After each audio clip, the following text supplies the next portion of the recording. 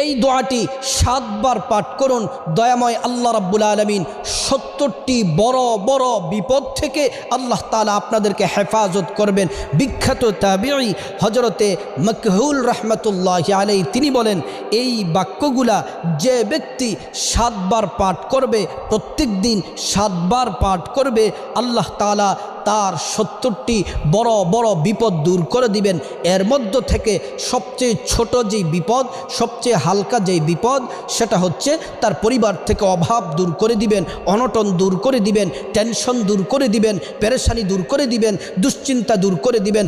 সংসারে আল্লাহ তাআলা সকল বিপদ থেকে আল্লাহ তাআলা মুক্তি দিবেন যদি আপনি দোয়াটি পড়তে পারেন। দোয়াটি হলো লা হাওলা ওয়ালা কুওয়াতা ইল্লা বিল্লাহি ওয়ালা মালজা মিনাল্লাহি ইল্লা ইলাইহি। প্রিয় দিনী ভাই ও বোন, কষ্ট করে দৈনিক এই দোয়াটি 7 বার করে